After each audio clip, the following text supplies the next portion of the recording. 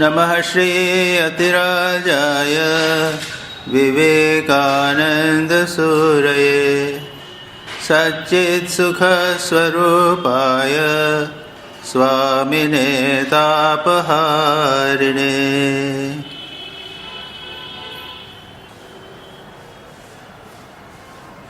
हम स्वामी विवेकानंद के inspired talks, जिसे हिंदी में देववाणी कहते हैं, उसका पाठ कर रहे हैं। और हम लोग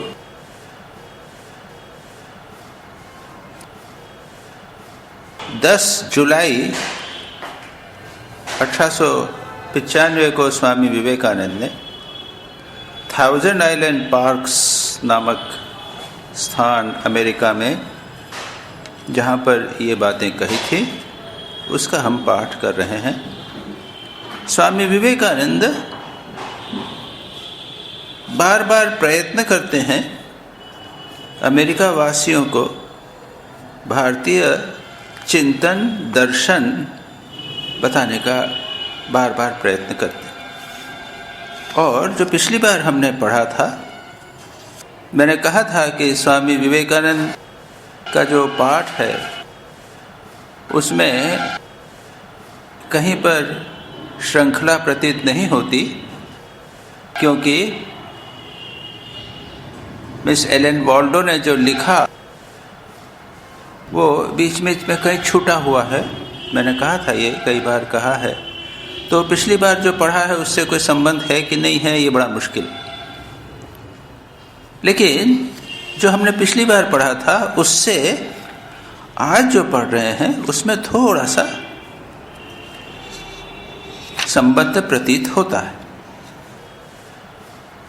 स्वामी जी ने पिछली बार कहा था कि हिंदू लोग 10 अवतारों में विश्वास करते हैं, जिसमें से 9वां अवतार आ चुका है, 10वां आने वाला है।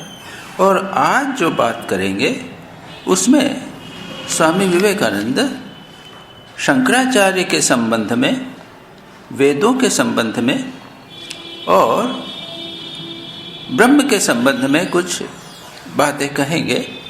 हम उसको संक्षेप में देखने का प्रयत्न करेंगे।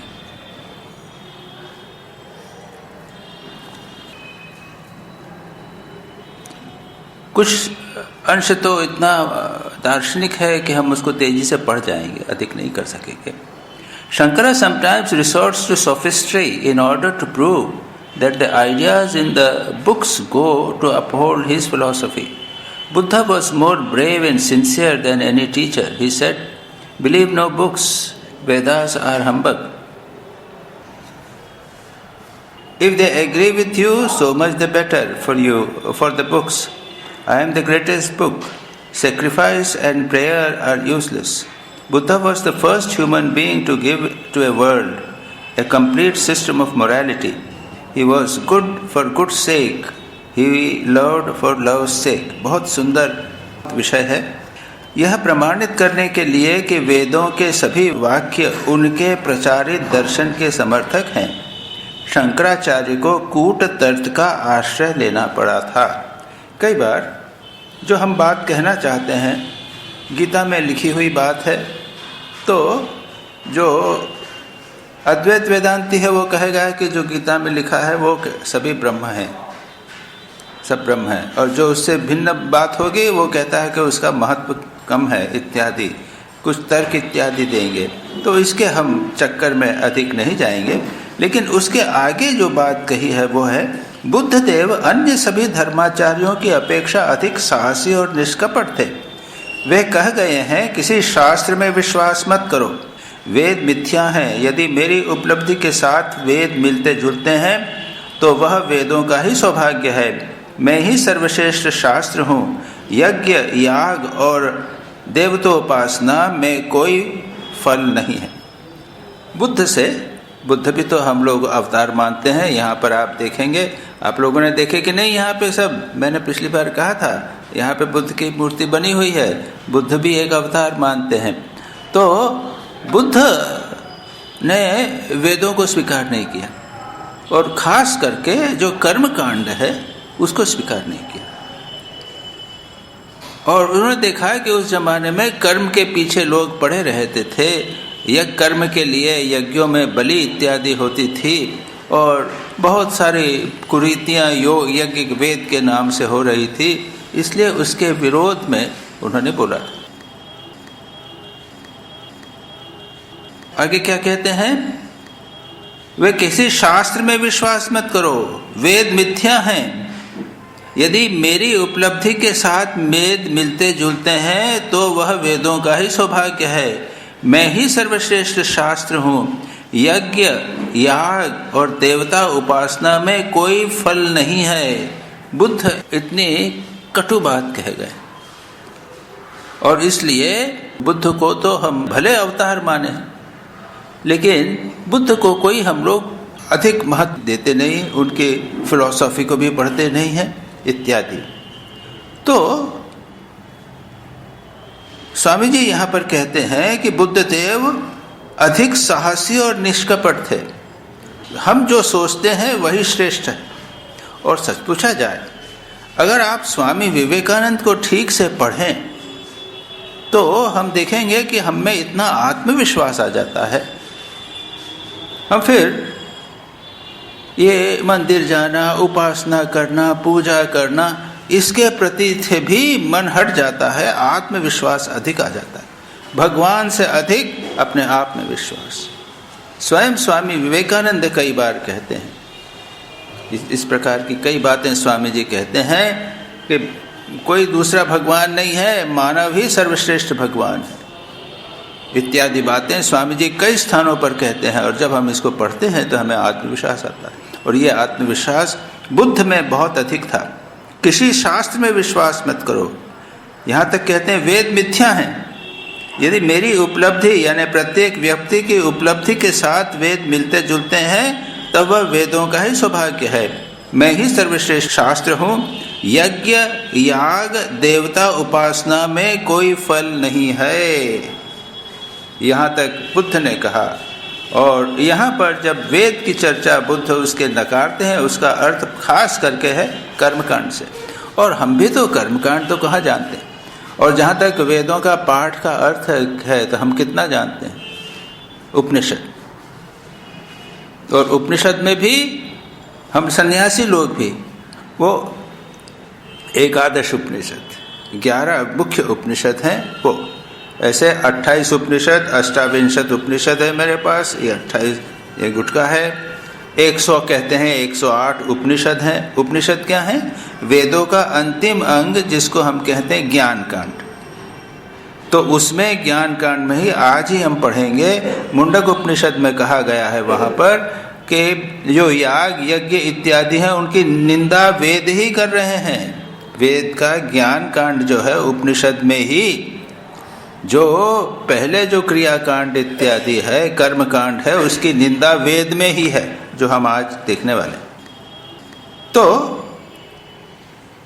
मुख्य बात है विचार रखना है। मनुष्य जाति के बीच बुद्ध देव ने ही जगत को पहले पहल सर्वांग संपन्न नीति विज्ञान की शिक्षा दी थी। उन्होंने बिल्कुल क्लियर, स्पष्ट रूप से कंप्लीट सिस्टम ऑफ मोरालिटी, नीति शास्त्र। पहले क्रियाकांड इत्यादि था तो उसको क्रिया करना है तो उसको ये नियम इत्यादि पालन करना पड़ेगा, यज्ञ करना है तो इस प्रकार से करना पड़ेगा इत्यादि यज्ञ से संबंधित नीति हुआ करती थी। लेकिन बुद्ध ने सारे मानव जाति के लिए बिल्कुल स्पष्ट रूप से नीति शास्त्र यानी मोरालिटी जिसे हम कहते हैं, नैतिक जीवन कैसे यापन करना, वो स्पष्ट रूप से भगवान बुद्ध ने ही कहा था। He was good for good sake, English में ये ट्रांसलेट है गुड फॉर गुड सेक, और उसको हिंदी ट्रांसलेशन किया है महज जीवन के लिए ही जीवन यापन करते थे। हमको अच्छा रहना चाहिए, अच्छा करना चाहिए, लोगों की सेवा करना चाहिए, दया करनी चाहिए, दान देना चाहिए। क्यों देना चाहिए? ये अच्छा है इसलिए नहीं कि यह दान दे के मैं पुण्य वर्जन करूंगा और स्वर्ग में जाऊंगा। ये बात, ये इसको कहते हैं स्पष्ट मोरालिटी, नैतिकता। अच्छा जीवन क्यों रहना? अरे भाई अच्छा जीना चाहिए। क्यों? अच्छा काम करना चाहिए। क्यों? कोई कारण है क्या? अच्छा करना चाहिए, इसलिए अच्छा करना चाहिए। अच्छी तरह रहो, दूसरों का कल्याण करो, किसी को कष्ट मत दो। क्यों? अरे यही अच्छा है इसलिए करो, बस, और कुछ। और कहते हैं फिर आगे क्या कहते हैं? प्रेम के लिए प्रेम। और प्रेम का अर्थ क्या है? हम सब समझते हैं प्रेम। प्रेम का अर्थ क्या है? मैंने यहां पर संभवतः कहा होगा, स्वामी जगदानंद जी का आपने नाम सुना होगा। श्री रामकृष्ण लीला प्रसंग का उन्होंने अंग्रेजी में अनुवाद किया, बंगाली लीला प्रसंग का अंग्रेजी में अनुवाद किया। और उनके साथ में स्वामी सत्स्वरूपानंद जी उनके सेवक के रूप में रहा करते थे, असिस्टेंट और सेवक के रूप में रहा करते थे। और सत्स्वरूपानंद जी यहाँ पर रहे, इंदौर आश्रम के प्रतिष्ठाता थे। यहाँ पर उनका शरीर गया, कई वर्षों तक यहाँ पर रहे थे वे। सत्स्वरूपानंद जी जगदानंद जी के साथ में थे। जगदानंद जी ने एक बार सत्स्वरूपानंद जी से पूछा, ऐसे ही पूछा, उनका नाम था सुकुमार, व्हाट इज लव? प्रेम क्या है? तो सत्स्वरूपानंद जी, सुकुमार महाराज कुछ नहीं बोले। फिर कहा, what is love if not lust? प्रेम क्या है? काम ही तो है, और क्या। संसार में तो पति पत्नी का प्रेम को इतना महत्वपूर्ण माना जाता है। माँ बच्चे को प्यार करती है, गोद में लेके चुंबन करती है। भौतिक स्तर पर ही तो प्रेम का प्राकट्य हम दिखाई देखते हैं अधिकांश। What is love if not lust? Sukumar Maharaj, Satswarupananda ji चुप रहे। फिर जगदानंद जी धीरे से बोलते हैं, इट इज शुभेच्छा। प्रेम यानी शुभेच्छा, तुम्हारा कल्याण हो। अब ये क्रिया में व्यक्त होवे या ना होवे, क्योंकि प्रेम तो भावना की बात है। और प्रेम यदि भावना है तो कौन सी भावना? शुभेच्छा। स्वामी विवेकानंद कहते हैं, love for love sake, good for good sake. प्रेम, प्रेम के लिए प्रेम, और किसी के लिए उद्देश्य से। यहां तक है, आप एक कहानी सुनी होगी रुक्मणी जी की। रुक्मणी भगवान श्री कृष्ण की सेवा कर रही हैं, और सेवा कर रहे हैं तो उनको प्रसन्नता हो रही है, पुलक हो रहा है। स्वाभाविक है, प्रेम में पुलक हो रहा है। फिर सोचते हैं, अरे ये क्या, मुझे क्यों होना चाहिए पुलक? मुझे क्यों होना चाहिए सुख?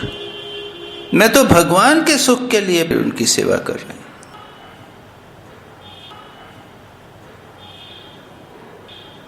देखिए कैसा उच्च आदर्श। प्रेम, सेवा, इसका उद्देश्य है जिसकी सेवा की जा रही है, जिसको प्रेम किया जा रहा है, उसका सुख होवे, उसको आनंद होवे। मुझे कुछ नहीं चाहिए। इससे संबंधित एक दूसरा एक एपिसोड में कहूंगा, श्री कृष्ण सीरियल था ना, श्री कृष्ण सीरियल था, उसमें टीवी में, उसमें है कि श्री कृष्ण एक जगह जंगल में हैं, राधा वहाँ जाती है, तो ललिता या विशाखा या कोई भी एक सहेली है, वो कहती जा जा जा। छोटा एक पुल है, पुल को वो जाना चाहती है। राधा संकोच कर रही है, डर रही है, कहाँ है, चुपके चुपके कैसे जाऊं कृष्ण से मिलने। और ये होगा जा जा जल्दी जा, अरे वो कृष्ण वहां तेरी प्रतीक्षा कर रहे हैं। वो फिर भी पीछे पीछे मुड़ के, अरे जा जा जा जल्दी जा। चली गई। ये यहीं पे बैठी हुई है। ललिता, समझ लीजिए ललिता है। तो उसकी सहेली एक आके बोलती है, देखिए तू भी तो कृष्ण को प्यार करती है। देखिए हाँ, तो तू क्यों नहीं गई? तू भी बहुत प्यार करती है, जितना राधा प्यार करती है वैसा मैं जानती हूं कि तू कृष्ण को प्यार करती है, तो तूने राधा को भेज दिया, तू नहीं गई। अरे पगली, तू नहीं समझती, वो कृष्ण राधा को मिलने से कृष्ण को अधिक सुख मिलता, इसलिए मैंने उसको भेज दिया, मैं नहीं गई। ये देखिए, इसलिए स्वामी जी कहते हैं प्रेम के लिए प्रेम करना इतना आसान नहीं। प्रेमानंद जी की बात है,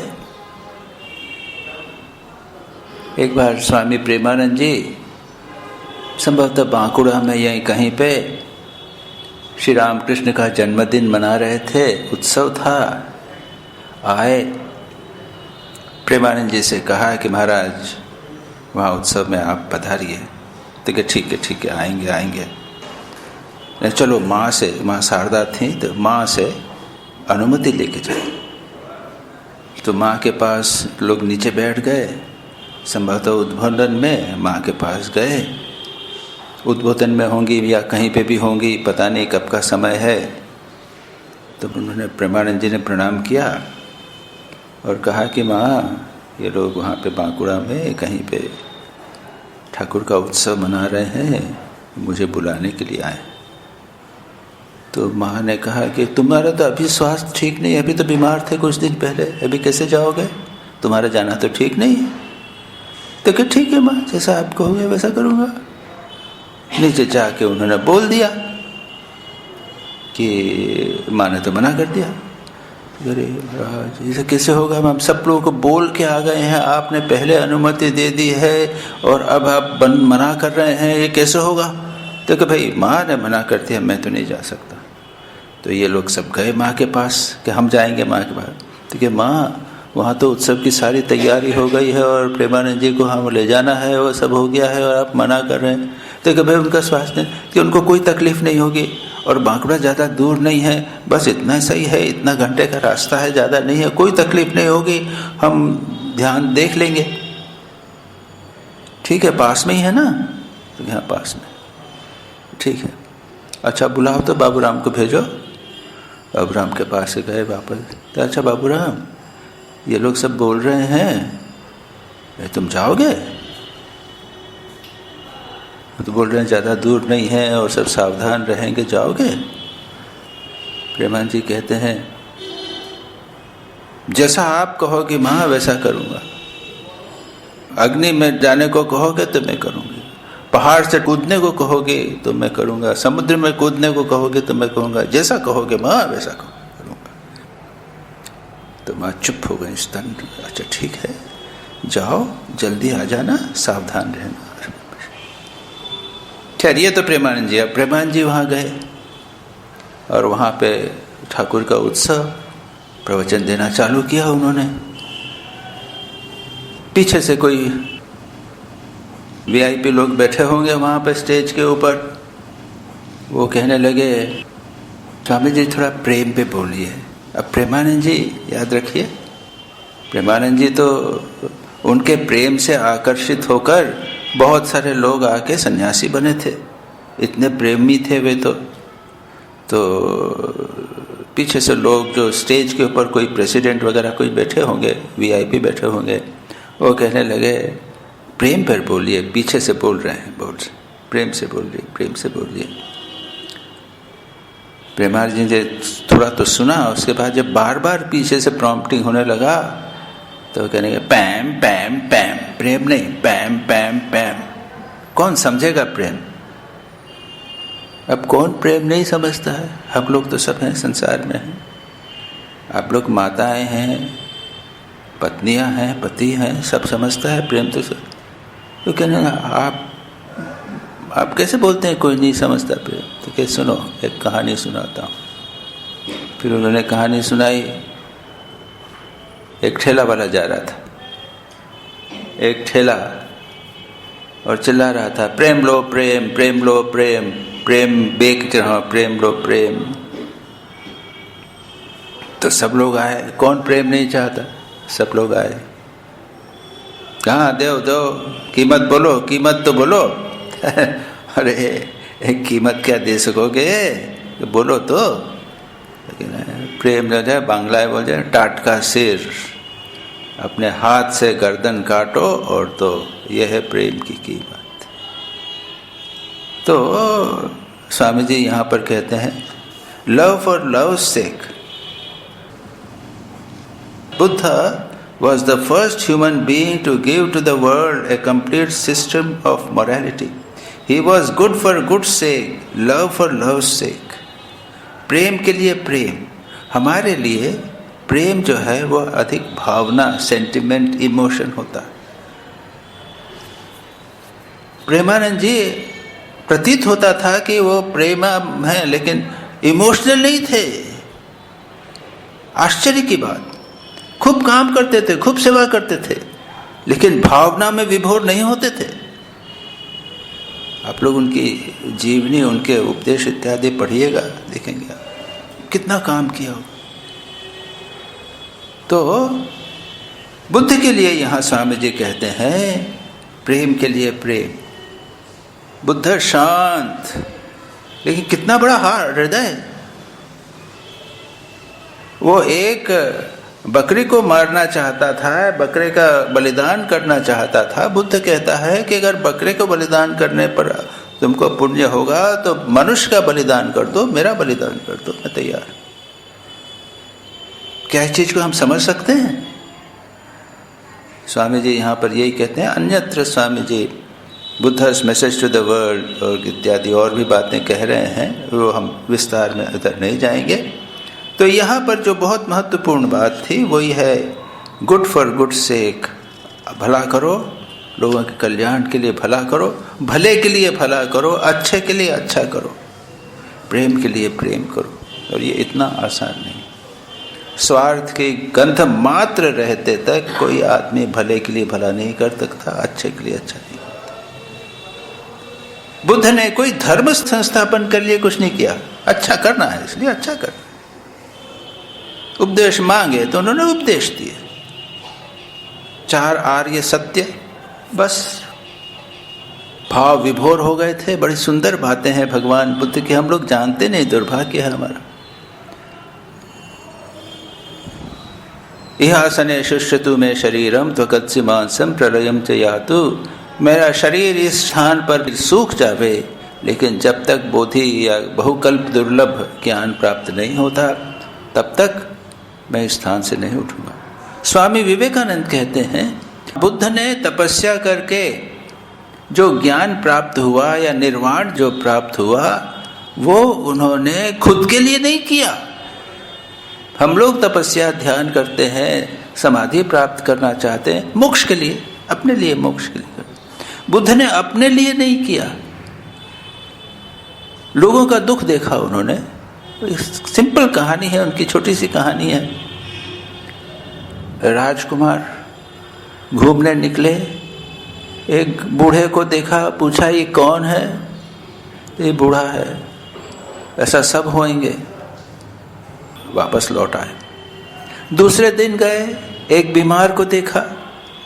तीसरे दिन एक मृत शरीर को देखा और हलचल मच गई।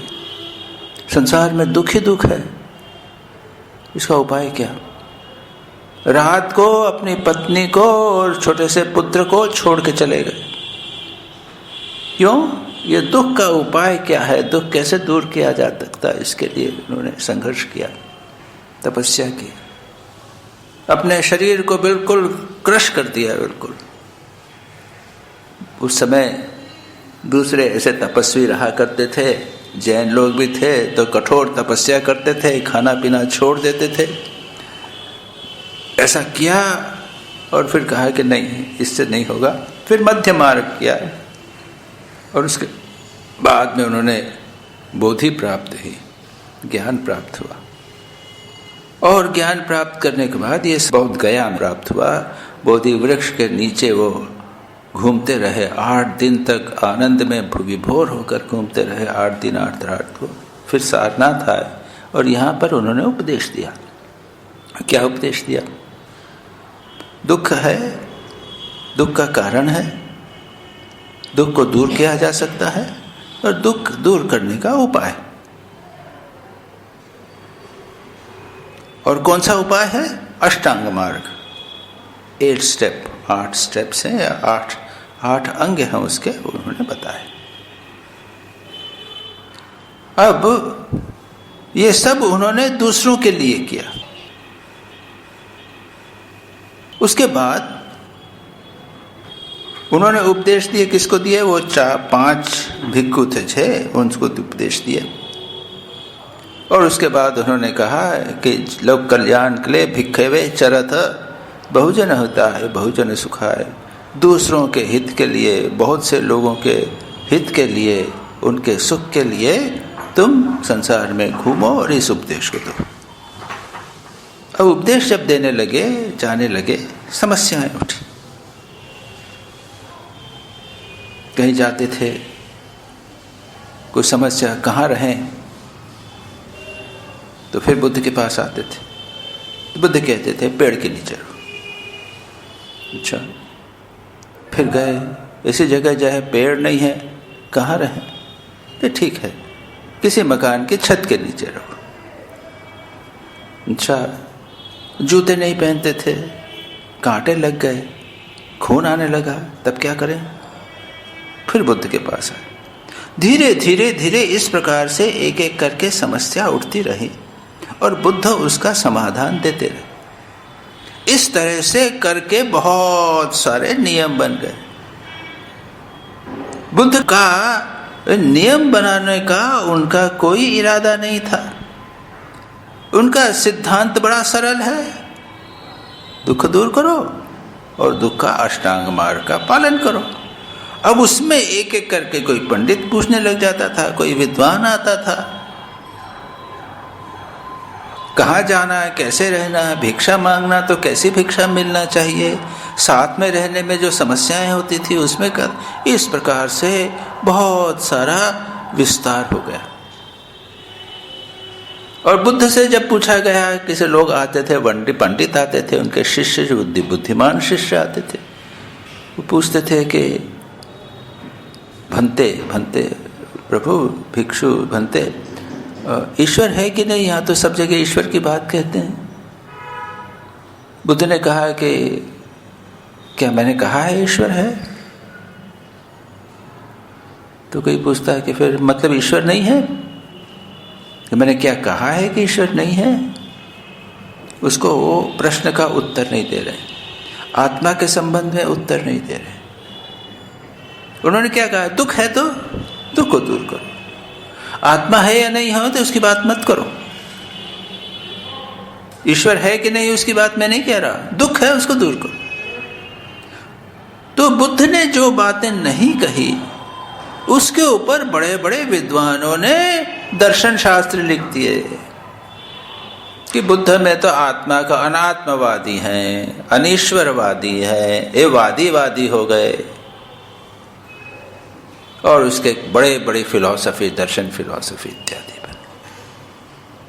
लेकिन स्वामी विवेकानंद बुद्ध को इसीलिए चाहते हैं कि वो केवल निस्वार्थता, लोगों का कल्याण करना, दूसरों का भला करना, अच्छा काम करना, प्रेम के लिए प्रेम करना, अच्छे के लिए अच्छा करना, सीधा साधा स्ट्रेट। लेकिन परिणाम 4 बड़ी बड़ी फिलॉसफी हो गई, हमको कुछ नहीं समझ में आता। स्वामी विवेकानंद इतनी बात कहते हैं। उसके आगे हम आज जो दूसरी बात पढ़ेंगे वो है शंकराचार्य, वेदों और ब्रह्म के संबंध। Shankara says God is to be reasoned on because the Vedas say so. Reason helps inspiration. Books and realized reason or individualized perception, both are the proofs of God. अच्छा, ठीक है। शंकर कहते हैं ब्रह्म का मनन करना होगा यहाँ गॉड स्वामी विवेकानंद ने गॉड कहा है और आगे जाकर ब्रह्म भी कहेंगे। हिंदी अनुवाद में ब्रह्म कहा गया है। शंकर कहते हैं ब्रह्म का मनन करना होगा। शंकराचार्य ने एक निश्चित दार्शनिक पद्धति बताई है। एक ब्रह्म नामक एक सत्ता है, क्योंकि वेद में कहा गया है। शंकराचार्य वेद को प्रमाण मानते हैं। बुद्ध किसी पुस्तक को प्रमाण नहीं मानते। हम स्वयं अपने प्रमाण हैं। हम में दुख है, उसको दूर करो। तुम्हारी सत्ता है, मेरा विचार है, उसके से लेके चलो, बस। लेकिन शंकर वेद को प्रमाण मानते। वो कहते हैं ब्रह्म है, और ये ब्रह्म कैसे पता चलेगा? वेद में है। तो मैं तो नहीं जानता, अच्छा उसका ध्यान करो। वेद में जो ब्रह्म के बारे में किया है उसका मनन करो, विचार करो और उसका साक्षात्कार करो। तुम साक्षात्कार कर सकोगे, जान सकोगे। इसको आप थोड़ा सा समझ लीजिए, सीधी बात। हम ईश्वर कहते हैं, लेकिन यहाँ पर ब्रह्म कहते हैं। ब्रह्म कैसा है? सर्वव्यापी है, एक चैतन्य सत्ता है। हर सारे संसार के जो जगत दिखाई दे रहा है उसके पीछे एक चैतन्य सत्ता विद्यमान है, ये ऐसा कहते हैं। तो कहते हैं वेद और स्व अनुभूति ये दोनों ही ब्रह्म के अस्तित्व में प्रमाण हैं। वेद में लिखा है ब्रह्म है, और इसका प्रमाण क्या है? वेद में लिखा है इसलिए ब्रह्म है। वेद में लिखा है तो मानना पड़ेगा। जैसे बच्चा है तो बच्चे को बोला है कि जो भी बात है तो मानते हो? हाँ। क्यों? माँ ने मेरे को कहा है तो सत्य हो गया, उसको बच्चा स्वीकार करता है। अब उसके बाद में उसका प्रमाण आगे जाके कहते हैं ठीक है, प्रारंभ में वेद को स्वीकार किया, उसके बाद में आत्म साक्षात्कार के द्वारा, स्व अनुभूति के द्वारा वो हम जानते हैं। तो श्रुति, युक्ति और अनुभूति, ये तीन लेवल हो गए, या ये तीन प्रमाण हो गए। श्रुति, वेदों में जो कहा उसको शास्त्र कहा, श्रुति सुनना। युक्ति यानी विचार करना, मनन करना, और उसके बाद अनुभूति करना, उसका साक्षात अनुभव करना। उनके मत से, यानी वेद के मत से, शंकराचार्य के मत से, वेद एक प्रकार से अनंत ज्ञान का साकार विग्रह स्वरूप है। वेदों का प्रामाण्य इसलिए है कि वे ब्रह्म से प्रसूत हैं, और ब्रह्म का प्रामाण्य इसलिए है कि वेद उनसे उत्पन्न। तो वेदों का संबंध में ये धारणा है कि ब्रह्म जो है उसी से वेद उत्पन्न हुआ है, और ब्रह्म का प्रमाण क्या है? क्योंकि वो वेद में एक दूसरे के प्रमाण है। वेद सर्वाधिक ज्ञान की खानी है, खान स्वरूप है, और मनुष्य जैसे निश्वास के द्वारा वायु को बाहर प्रक्षिप्त करता है, उसी प्रकार वेद भी ब्रह्म के भीतर से प्रकाशित हुए हैं। इसलिए हम समझ सकते हैं कि वे सर्वशक्तिमान और सर्वज्ञ हैं। वे जगत की सृष्टि करते हो या न करते हो उससे कोई तात्पर्य नहीं, किंतु उन्होंने जो वेदों को प्रकाशित किया है यही एक बहुत बड़ी बात है। यानी ब्रह्म से वेद उत्पन्न हुए हैं। वेदों की सहायता से ही संसार को ब्रह्म के बारे में ज्ञान हुआ है। ब्रह्म को जानने का और दूसरा कोई उपाय नहीं। शंकर का यह मत अर्थात वेद समुदाय ज्ञान की खानी है, संपूर्ण हिंदू जाति की मज्जा में इस तरह प्रविष्ट हो गया है कि उसमें एक कहावत हो गई है कि अगर आपकी गाय खो जावे तो कहाँ मिल जाएगी? वेद में। वेद में सब ज्ञान है। गाय खो जाए, कहाँ खोई है? तो वेद में है। इसके अतिरिक्त शंकराचार्य यह भी कहते हैं कि कर्मकांड का विधि निषेध मानकर चलना ही ज्ञान नहीं है। ब्रह्म ज्ञान किसी प्रकार के नैतिक नियम, याग यज्ञादि अनुष्ठान अथवा हमारे मतामत के ऊपर निर्भर नहीं है, वह इन सभी से परे है।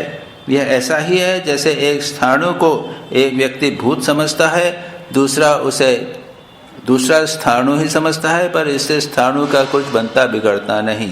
क्या मतलब?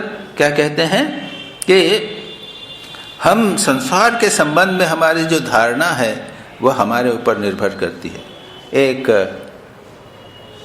लकड़ी खड़ी है, ठूंठ खड़ा हुआ है, दूर से देख रहा है, कोई कहता है, वो कहता है कि ये तो कोई चोर वहाँ पे है। दूसरा उस तरफ से आता है, अपनी प्रेमिका को खोज रहा है, तो उसको लगता है कि ये मेरी प्रेमिका खड़ी। एक चीज़ है, एक स्थाणु है, उस पर हम कुछ चीज़ प्रक्षिप्त करते हैं। प्रत्येक व्यक्ति का संसार के संबंध में जो मान्यता है वो हमारी मान्यता को हमने उसके ऊपर प्रक्षिप्त की है। कोई कहता है कि संसार बड़ा भयानक है, कोई कहता है संसार बहुत अच्छा है। स्वामी जी स्वयं कहते हैं कि बचपन में सब कुछ बहुत बढ़िया लगता है, धीरे धीरे बड़े होते जाते हैं, मामला बदलता जाता है, और जब तक बूढ़े हो जाते हैं तब तक लगता है कि संसार सबसे खराब। तो हमारी मान्यता के अनुसार संसार बदलता जाता है, लेकिन इससे संसार का कुछ बनता बिगड़ता नहीं है। संसार जैसा है वैसा के वैसा ही रहेगा। ये जो ब्रह्म है, इसके ऊपर हमने संसार को प्रक्षिप्त किया है। हमारी मान्यताओं को प्रक्षिप्त करके हम इस प्रकार से करते हैं। हमारे लिए वेदांत वेद्य ज्ञान की विशेष आवश्यकता है, क्योंकि विचार या शास्त्र द्वारा हमें ब्रह्म की उपलब्धि नहीं हो सकती। समाधि के द्वारा उसकी उपलब्धि करनी होगी, और वेदांत है इस अवस्था को पाने का उपाय दिखाता है। यहाँ पर स्वामी जी अभी तक वेद की चर्चा कर रहे थे, अब वेदांत की चर्चा करते। तो वेद तो बहुत बड़ी ज्ञान राशि है, बहुत सारा ज्ञान है, वो सब हम पढ़ नहीं सकते। वेदांत का अर्थ क्या? उपनिषद। वेद का अंत यानी लास्ट पोर्शन ऑफ वेद है, तो वो हुआ ज्ञान कांड, ये उपनिषद जिसे कहते हैं। और दूसरा उसका अर्थ है वेद का अंत यानी वेद का सार, इसेंस। वेद का सार क्या है? वो उसको वेदांत, फिलॉसफी क्या है?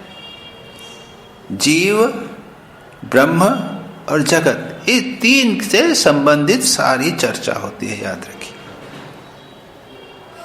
एक जो है ब्रह्म या ईश्वर, ये क्या है, उसका स्वरूप क्या है? इस जगत का स्वरूप क्या है? और मैं जो आत्मा हूं, इसका स्वरूप क्या है? इन तीनों का एक दूसरे से क्या संबंध है? ये बातें वेदांत में कही जाती हैं, ये समझ लीजिए। थोड़ा सा संक्षेप में ये है। और स्वामी जी कहते हैं वेदांत ज्ञान की विशेष आवश्यकता है, क्योंकि उसके द्वारा, उनके बिना हमारे को ब्रह्म की उपलब्धि नहीं हो सकती। हम अपने स्वरूप को नहीं जान सकते, ब्रह्म को नहीं जान सकते, वेदांत के द्वारा ही जान सकता है। समाधि के द्वारा उसकी उपलब्धि करनी होगी, और वेदांत ही इस अवस्था को पाने का उपाय दिखाता है। वेदांत में उसका उपाय दिखाया जाएगा। अभी स्वामी जी इसके आगे और आएंगे, और भी कैसे दिखाया जाएगा ये सारी बात स्वामी जी कहेंगे, यहाँ आज हम नहीं कर पाएंगे। कहते हैं हमें सगुण ब्रह्म या ईश्वर का भाव अतिक्रमण कर उस निर्गुण ब्रह्म में पहुंचना होगा। अब यहाँ पर वेदों में या वेदांत में सगुण ब्रह्म की भी बात है, निर्गुण ब्रह्म की भी बात है, और अलग अलग लोग अपने अपने ढंग से जीव क्या है, ईश्वर क्या है, उनका संबंध क्या है, इसकी चर्चा करते रहते हैं। हमारे भीतर जो मैं है, प्रत्येक व्यक्ति ब्रह्म का अनुभव करता है। ब्रह्म छोड़ अनुभव करने की दूसरी कोई वस्तु है ही नहीं। यानी वेदांत is necessary because neither reasoning nor books can show us God. He is only to be realized by superconscious perception, and Vedanta teaches how to attain it. You must get beyond personal God, Ishvara, and reach absolute Brahman. इसको translation क्या है? प्रत्येक व्यक्ति ब्रह्म का अनुभव करता है, हमें सगुण ब्रह्म या ईश्वर का भाव अतिक्रमण कर उस निर्गुण ब्रह्म में पहुंचना होगा, ये स्वामी जी कहते हैं। लेकिन स्वामी जी तो यहाँ कहते हैं, क्योंकि स्वामी जी अद्वैत वेदांत के पक्षपाती थे, वो उन्होंने अद्वैत वेदांत को कहा है। श्री रामकृष्ण सब मानते थे,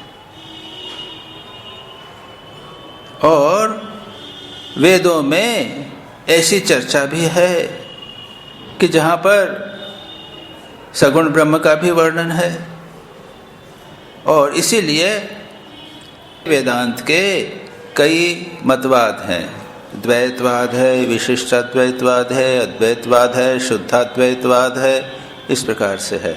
यहाँ पर उसके विस्तार में हम नहीं जाएंगे। स्वामी जी कहते हैं, अगर you must get beyond personal God Ishwar and reach the absolute Brahman. God is the perception of every being, he is all there is to be perceived. क्या कहते हैं? ब्रह्म को प्रत्येक व्यक्ति ब्रह्म का अनुभव करता है। ब्रह्म को छोड़कर अनुभव करने की दूसरी कोई वस्तु है ही नहीं। हमारे भीतर जो मैं करता है वही ब्रह्म है। That which says I is Brahman, but although we day and night perceive him, we do not know that we are perceiving him. परंतु यद्यपि हम दिन रात उसका अनुभव करते रहते हैं, फिर भी हम यह जान नहीं पाते कि हम उसका अनुभव कर रहे हैं। हम भगवान का, ब्रह्म का प्रतिक्षण अनुभव कर रहे हैं। जिस मैं का मैं अनुभव करता हूं वह क्या है? वही ब्रह्म। हम इस मैं को हमारे देह मन के साथ संयुक्त कर लेते हैं, बॉडी माइंड कॉम्प्लेक्स के साथ। तो मैं जब मैं बोलता हूँ, अपने आप को बोलता हूँ, तो मैं कौन हो गया? मैं स्वामी ब्रह्मेशानंद हो गया, रामकृष्ण मिशन का सन्यासी हो गया, मेरी एक उम्र हो गई, मेरी एक आयतन हो गया, मेरा एक मस्तिष्क हो गया, मेरी बुद्धि हो गई। इसको मैंने मैं कहा, ठीक है ना? लेकिन थोड़ा सा विचार कीजिए, जब मैं छोटा था, 5 साल का था, तब भी मैं था। तो 10 साल का था तब भी मैं था, 20 साल का था तब भी मैं था, मैं स्टूडेंट था तब भी मैं था। तो वो मैं और ये मैं में क्या फर्क पड़ा?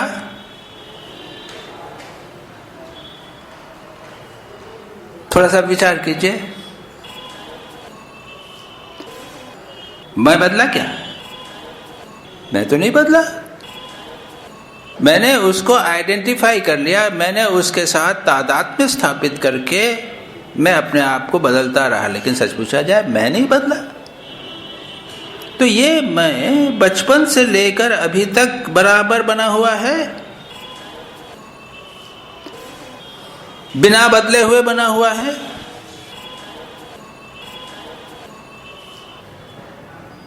अगर बिना बदले हुए यहां तक बना हुआ है, तो मृत्यु के बाद भी नहीं बदलेगा।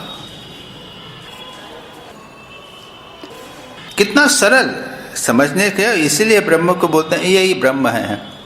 स्वामी जी यही कहते हैं, ये जो मैं करता है वही ब्रह्म है।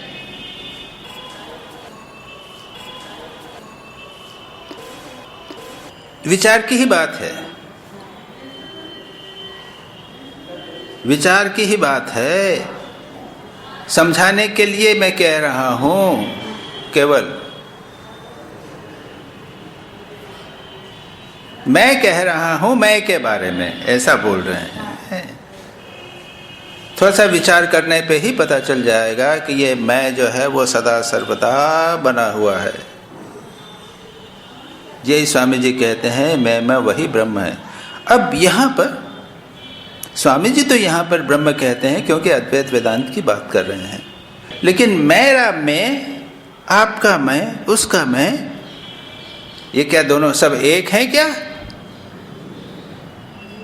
जो द्वैतवादी है वो कहते हैं नहीं, वो सदा विद्यमान मैं है, वो सदा बना रहेगा, लेकिन आपका मैं और मेरा मैं भिन्न है। स्वामी जी कहते हैं नहीं, एक ही मैं। स्वामी जी इसके आगे नहीं जा रहे हैं। यद्यपि हम दिन रात उसका अनुभव करते रहते हैं, फिर भी हम यह जान नहीं पाते कि हम उसका अनुभव कर रहे हैं। जिस क्षण है इस सत्य को समझ लेंगे, उसी क्षण हमारे सभी दुख कष्ट नष्ट हो जाएंगे। ये तो डेफिनेट, ये तो निश्चित है। जिस क्षण हम जान लेंगे कि यह मैं हमारे साथ बना हुआ है, इसका दुख कष्ट नहीं होता, ये सदा विद्यमान है, हमेशा विद्यमान बना रहेगा। इसलिए हमें यह सत्य जानना होगा। एकत्व अवस्था को प्राप्त कर लो, ऐसा करने पर द्वैत भाव नहीं आएगा। किंतु याग यज्ञ आदि के द्वारा ज्ञान लाभ नहीं होता। आत्मा का अन्वेषण, उपासना और साक्षात्कार करने से ही वह ज्ञान प्राप्त होता है। ये बिल्कुल बड़ी सुंदर बात स्वामी जी कहते हैं। उसका इंग्लिश पोर्शन अभी करके हम इसको यहाँ पर समाप्त करेंगे। That which says I is Brahman, but although we day and night perceive him, we do not know that we are perceiving him. As soon as we become aware of this truth, all misery goes. So we must get knowledge of the truth, reach unity. No more duality will come, but knowledge does not come by sacrifice, that is yajna, but by seeking, worshipping, knowing the Atman. यानी वो आत्मा का अन्वेषण, उपासना और साक्षात्कार करने से ही वह ज्ञान प्राप्त होता है। तो यहाँ पर हम आज उसको समाप्त करते हैं। बहुत सुंदर बात है और इसी बात को आगे अगली बार स्वामी विवेकानंद मुंडक उपनिषद की सहायता से करेंगे। पराविद्या अपराविद्या की चर्चा करेंगे, जो हम अगली बार करेंगे। तम देशिकेन्द्रं परमं पवित्रं विश्वस्य पालमधिरं यतीन्द्रं हिताय निर्णां नरमूर्तिमन्तं विवेकानन्दमहं नमामि। नमः श्रीयतिराजाय विवेकानन्दसूरये सच्चित्सुखस्वरूपाय स्वामिने तापहारिणे।